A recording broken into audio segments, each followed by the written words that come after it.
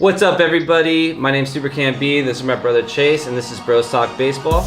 Today, we're joined by Jon Sintes. Sintes? Did I say that right? Sorry. Yeah, Sintes. Nice, Sintes. He is cutternation. He trains in San Diego. He does development stuff. Well, actually, you know what? Why don't you explain your... I totally messed it up. I knew I'd mess it up. First of all, guys, thanks for having me on. I appreciate it. This is fun. Anytime I get to get a second away from training young pitchers to throw absolute cheese or queso, what we say down here on the border. Queso. It's always fun to talk Major League Baseball, and I appreciate you guys having me on. All right, we appreciate you being on. It's going to be great. Today we're going to be talking about the All Star Game because the All Star ballots just came out. All right, Chase, you want to start with the first question? All right. So, I'm talking too much. Yeah, that's fine. First question that we came up with was, if JD Martinez was right field eligible... Yeah, because right now he's DH. He's DH eligible on the ballot. So if he was right field eligible, would the outfield for the AL be all Red Sox? Benintendi, Mookie Betts, and JD Martinez, are they all starting in the AL outfield? I'm gonna take the lead on this one, and I'm gonna have to say no, unfortunately. No. I just think Mike Trout is still the best player in baseball, and for him not to get started in the outfield is just mind-blowing to me. So I agree with Betts, and I agree with Martinez, but unfortunately Benintendi does not make it over Trout. One of the hottest hitters of the month. I understand the hottest. He's just absolutely tearing the cover off the ball, Chase. But Mike Trout has been the hottest hitter every month for the past whatever years he's been in the league. I don't know. So. I've never seen Mike Trout on ESPN anymore. It's all Benintendi. The Benintendi takeover. I think they could. I could see it happening. You know. You can see it happening. John, what do you think about that? Well, I don't know, man. I mean, he's not eligible, but you're really gonna put JD Martinez over Judge in the AL? Ooh. Like, that's a super difficult decision, but who doesn't like a good trio, especially when they have that dance party out in center field? Exactly. So sometimes you got to give the fans what they want, and that's true. You got to think about it. The fans are voting. High school popularity contest to get into the All Star Game, so exactly. Who knows how the fans are going to go on it. Well, let's go back to a couple years. The Cubs had 6 or 7 starters or something like that. No, it was. Yeah. Oh, was it the Cubs? It was the Cubs. They had Addison Russell starting, dude. They had a ridiculous amount of dudes on there. Addison Russell. No, it was the Royals, dude. It was the Royals. Oh yeah, it was the Royals. It was Alcides Escobar. Yeah, Alcides Escobar hitting 240 with 3 home runs. And Bonifacio was almost a starter at second base. Yeah, it was terrible. Mediocre year. So I mean, yeah, that could probably happen. I wouldn't be vote. surprised, honestly. But in my opinion, which is what this video is about, I would have Trout, Betts, Martinez. Yeah, Martinez was eligible. So Judge, though, you bring up a good point there. Judge, yeah. Judge I forgot about Judge. Judge, the Yankee fans, they want to see a Yankee starting in the lineup. And right now in the AL, I can't really see any of the Yankee players. You got the young sensation Gleber, right? But Gleber plays second, or third? Second. Yeah. You're gonna start Gleber over Jose Altuve? Probably not. So who's your guy? It's got to be Judge. Judge has got to be out there in right field, I think. Now that you said that, I probably can't see the Red Sox going full outfield if JD Martinez is right field eligible. I don't know. Next question, though. It's being held in D.C. That's why I got my Washington, D.C. hat on. Johnny can't see because you're over the phone. And their guy, Bryce Harper, he's having, a Bryce Harper typical season where he just... Every time he hits a home run, it's on MLB Tonight, and they're talking about his pimp job. Which leads me to the question, should Bryce Harper start in the All Star Game? John, would you like to take the lead? What do you think? Sure, yeah. Well, I mean, judging, what were his numbers again? It was he was 230 or something like that? He's in the 230s. He has 18 home runs, 40 RBIs, and his on-base plus slugging is around 915-ish. But then you got guys like Matt Kemp, who's hitting an incredible 340. Nick Markakis is hitting 330. Charlie Blackmon.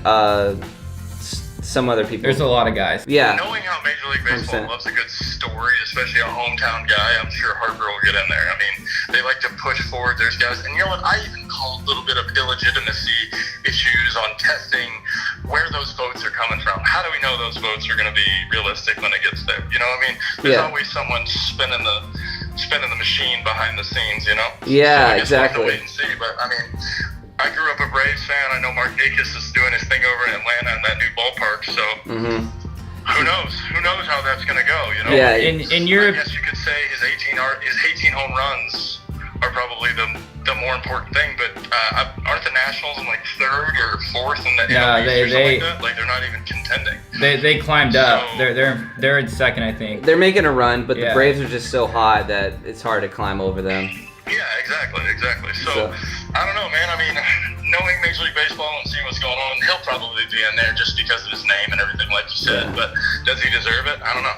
I think he shouldn't start. I don't think he deserves it, or I don't think he's earned it this year.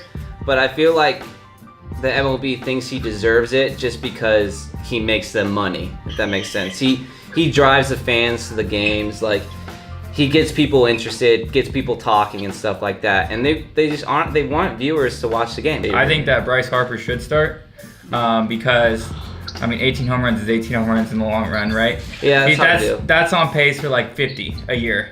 Yeah. At this point of the season, that's just tough to not put in an All-Star team. Like, how can you be on pace for 50 home runs and not start in the All-Star game? You know, that's how I look at it. Yeah. I mean, even though his average says 230, when you're getting on base, what, like 360, 370? Well, the most impressive thing to me about his stats are his slugging plus on base or whatever. It's like 915. That's like it's like really high. Yeah. For how low his average is, that's super high. So when he's hitting the ball, he's hitting it hard. All right, moving on to our next topic. We got some shortstop dilemmas in both the AL and the NL. Who should start?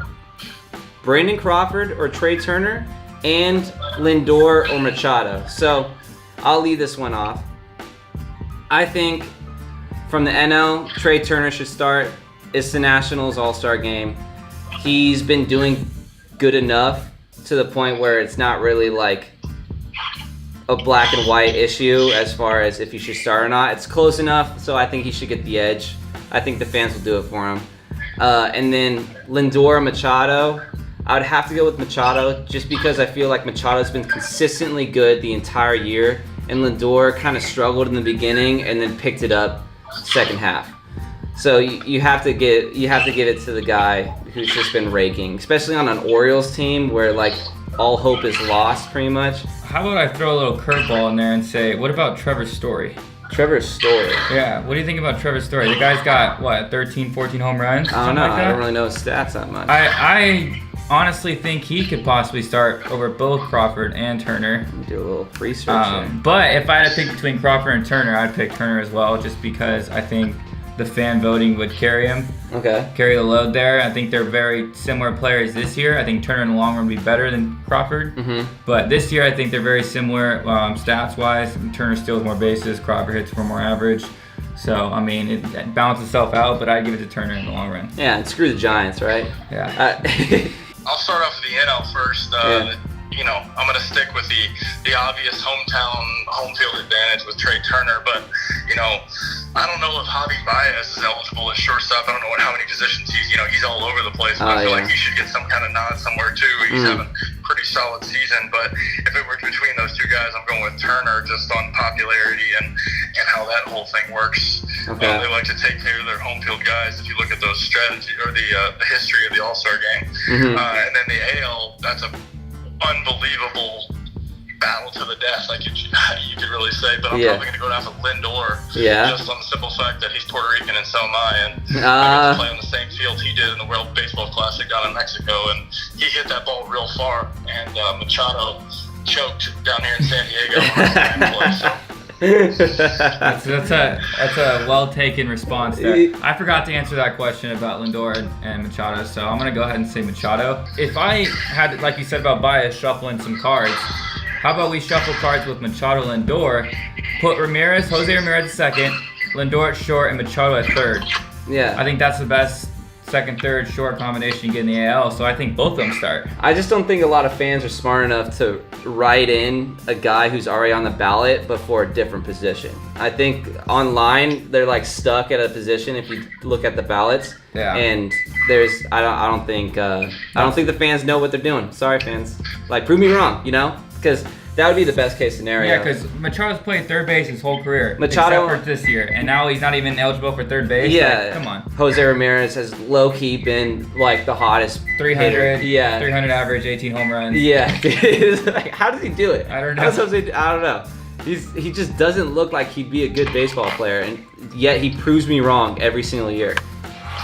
This is the last question, not so much a player question, but more of kind of like the All-Star Game in general. Should the All-Star Game determine home field advantage in the World Series? So last year, they took it away because they felt like some of the teams that were, in first place, had the best record in baseball, they go into the World Series, they deserve the home field advantage. But because of the All-Star game and half the players on that team not caring about who wins or loses because their team's not making the playoffs anyways, they lose and they get a disadvantage, right? Which makes sense. The whole point of putting that on the line was to kind of have some motivation for the players. Now, the motivation is they're going to get some money bonuses if they do good, right? So players are going to be playing hard for money. Is that enough? What do you think, John?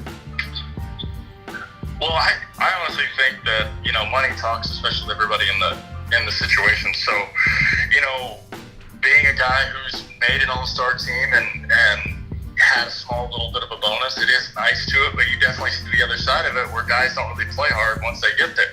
So, if I'm watching the best of the best play and it's like a crazy fantasy team situation, but the guys aren't playing hard and they're not really playing to win, they're playing to not get hurt, it's real hard for me to sit down and watch a baseball game and be excited about it. You're not going to see playoff baseball in the All-Star Game.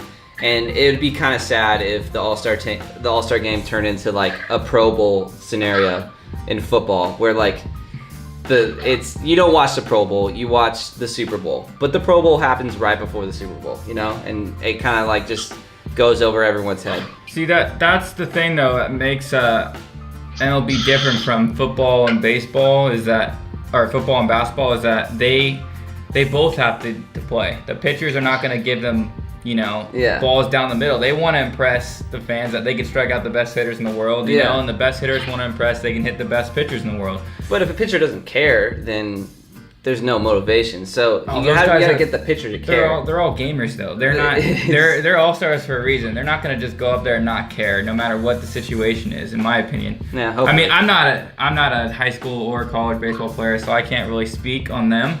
But I could just, as a competitor myself, I'm not gonna just, like for me for golfing, I'm not gonna go out and just cake around if I made a big event. I think a better idea would be to bounce the All-Star Game altogether and then maybe have like a postseason World Baseball Classic every year where we have the champions of kind of how they do the Premier League in soccer. Let's get the champions of all the leagues around the world and play a tournament. That would be kind of cool. The champion of Japan, Korea, Venezuela, the U.S., Germany, after the game. All those summer leagues, and let's just see who's the best, what team's the best, and then we can really see some nationalism going on. Mexico too, some nationalism going on even more than there already was when we had the World Baseball Classic. Maybe. I mean, the only issue with that would be that whatever team is the U.S., like the U.S. team is just gonna freaking dominate. I feel like. Well, actually, no, you can't really say that because it's not like a U.S. All-Star team. It's just the Astros will be playing against like the winner of the Korean National League. That would be sick. And it would be cool I'd watch because that. it's like you can see all the different styles of baseball that line up. Yeah, true. Korea's really changed their style of baseball from And a bunt over to try to, they've adapted the long ball and they have leg kicks and bat flips. Yeah, and slap hitters. A little bit more into velocity-based stuff. I think that's when you find the guys where like that one guy from the Korean League just chucks 97 with nasty spin rate. And you had no idea he ever existed, and then he moves to the MLB the next year. Oh yeah, and that would give a lot more exposure for international players too. Because that's how it is with soccer. Like, there's guys like from Colombia who you had no idea ever existed. He plays in the World Cup and wins the Golden Boot, and now he's on Real Madrid the next year. Yeah. So like things could happen like that for baseball too. So yeah, I kind of like that idea as well. That's a cool idea. That's all the questions I had as far as the All-Star Game goes. Thanks, John, for being on the show. Appreciate it, guys. It was fun, man. Like I said, anytime that I get to talk Major League Baseball with some fellow like-minded individuals like yourself, we get to have a little fun. It was a great time. I hope we can do it again. Yeah, for sure. Yeah. Thanks, guys. If you liked the video, please like and subscribe and leave a comment on what you think about the questions, what your answers would be. And also, like, I don't know, just say hi. Just leave a comment. I get lonely over here on YouTube. Me and Chase actually did an all-star team that we drafted, and we're gonna put the pictures of that up after this is all over, so you can take a look at that. We'll see you later. That's all I got, right? Yeah. Oh, go follow Jon too on Instagram and on YouTube. Yeah, you can check me out on YouTube and Instagram too. I've got a YouTube channel too. You can learn about all my training methods, how to throw all my pitches, how to throw my cutter. That's where cutternation comes from. Mm-hmm. I just broke 10,000 views on my first video with that video, and I've got some other cool stuff on there too. So yeah, podcasts, all kinds of stuff. But yeah, shoot me a DM too, or if you had a question about anything, I get lonely too. I respond to comments and DMs. Yeah, we're all getting lonely out here. See you guys later. Peace.